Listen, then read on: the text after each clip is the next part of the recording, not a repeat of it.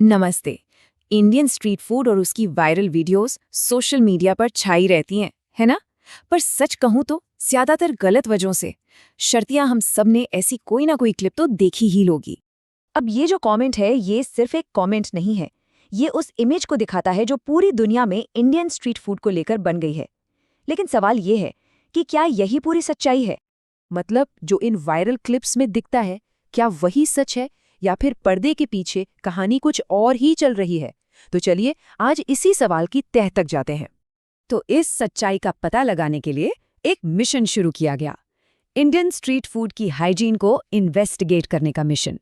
मकसद साफ था, ये जानना कि हमारी प्लेट में असल में है क्या। तो देखिए, प्लान कुछ ऐसा था।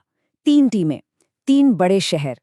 टीम ए गई बेंगलुरु शावरमा की हकीकत जानने।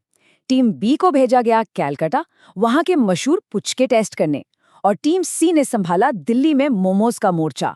काम सीधा था, सैंपल इकट्ठे करो, लैब में भेजो और सच सामने लाओ।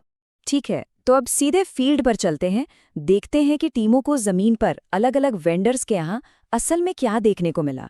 शुरुआत हुई बेंगलुरु से। टीम को बिग फैट रोल नाम की एक जगह मिली और सच बताऊं, देखने में काफी बढ़िया थी। स्टॉल एकदम साफ सुथरा, 5 में से 4 की रेटिंग। स्टाफ ने ग्लव्स पहने हुए थे, आसपास भी सब कुछ टिप-टॉप था। पर फिर टीम पहुंची एक और जगह, अल अमाना। और यहां आकर मामला थोड़ा अजीब हो गया। सोचिए, गूगल पर इस जगह के 24,000 से ज्यादा रिव्यूज थे, लेकिन देखने में बेहद गंदी। एक अजीब सी तेल की बदबू फैली हुई थी। स्टाफ के हाथों में कोई ग्लव्स नहीं थे और सबसे अजीब थी मीट की रंगत, एकदम चटक लाल, मतलब बिल्कुल अननेचुरल। ये चटक लाल रंग कहाँ से आया? शक गया एक बहुत ही खतरनाक केमिकल पर जिसका नाम है रोडामिन बी।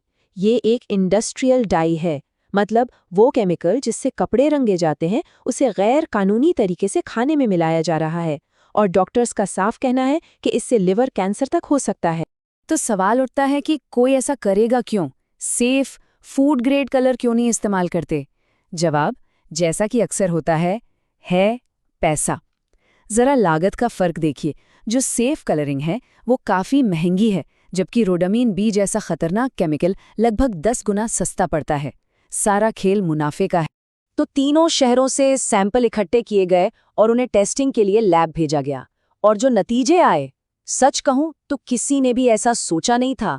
उन्होंने तो पूरी कहानी ही पलट दी। सबसे बड़ा झटका लगा बेंगलोर के नतीजों से।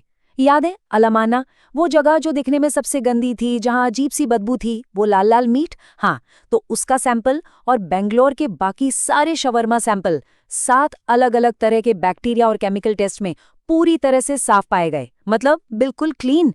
यकीन ही नहीं हुआ। ठीक है, अब बारी आई कलकत्ता के पुचकों की। यहाँ के रिजल्ट्स ज्यादातर ठीक थे।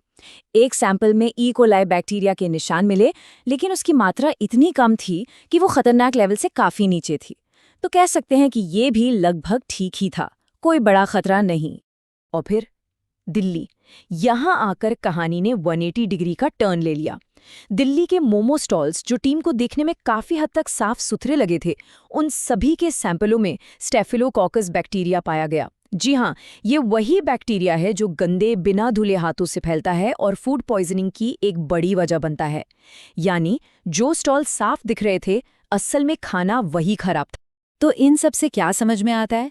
एक बात तो शीशे की तरह साफ है कि सिर्फ देखकर ये तय नहीं किया जा सकता कि खाना सेफ है या नहीं। जो गंदा दिख रहा था वो साफ निकला और जो साफ दिख रहा था वो नहीं। तो फिर असली प्रॉब्लम है क्या? बिल्कुल, अगर किसी स्टॉल का साफ दिखना ही फूड सेफ्टी की गारंटी नहीं है, तो फिर असली मुद्दा क्या है? पता चलता है कि समस्या सिर्फ गंदे हाथ या एक मैले कुचैले स्टॉल से कहीं ज्यादा गहरी है। देखिए, प्रॉब्लम नियमों की कमी नहीं है, प्रॉब्लम है उन्हें लागू करवाने की। ये देखिए, एक चौंकाने वाला आंकड़ा है कि भारत में लगभग 67% यानी 2/3 स्ट्रीट वेंडर्स रजिस्टर्ड ही नहीं हैं। वो पूरी तरह से सिस्टम से बाहर हैं। इसका मतलब ये है कि उन पर किसी भी तरह की सरकारी निगरानी है ही नहीं। और सच तो यह है कि निगरानी हो भी तो कैसे? चलिए जरा नंबरों पर नजर डालते हैं। पूरे देश में करीब 1 करोड़ स्ट्रीट वेंडर्स हैं और उन्हें इंस्पेक्ट करने के लिए फूड सेफ्टी ऑफिसर्स कितने हैं? सिर्फ 2,500। यानी हिसाब लगाएं तो एक ऑफिसर की जिम्मे आते हैं 4,000 वेंडर्स। ये सिर्फ मुश्किल नहीं है, ये तो नामुमकिन है। और यहीं हम असल समस्या की जड़ तक पहुंचते हैं, इंफ्रास्ट्रक्चर का भयानक संकट। जरा सोचिए, ज्यादातर स्टॉल्स खुली धूल भरी जगहों पर लगे हैं। उनके पास अक्सर हाथ या बर्तन धोने के लिए साफ बहता हुआ पानी तक नहीं होता, कचरा फेंकने के लिए कोई ढंग का कूड़ेदान नहीं, और वेंडर्स के लिए टॉयलेट जैसी बेसिक सुविधा की भी कमी है। तो जब समस्या इतनी बड़ी और सिस्टमैटिक है, तो क्या इसका कोई समाधान है? जी बिल्कुल है, और इसके लिए हमें कहीं दूर जाने की जरूरत नहीं, हम सिंगापुर के एक शानदार मॉडल से सीख सकते हैं। सिंगापुर का सॉल्यूशन है हॉकर सेंटर्स। इन्हें आप स्ट्रीट फूड के लिए बने खास फूड कोर्ट्स की तरह समझ सकते हैं। सिस्टम बहुत सिंपल लेकिन असरदार है।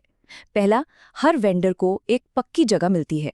दूसरा, और ये सबसे जरूरी है, उन्हें साफ पानी और सैनिटेशन जैसी बुनियादी सुविधाएं मिलती हैं। और तीसरा, वहाँ एक अनिवार्य लाइसेंसिंग और हाइजीन रेटिंग सिस्टम है। हर स्टॉल को A, B, C या D ग्रेड दिया जाता है, जिसे उन्हें सबके सामने डिस्प्ले करना होता है।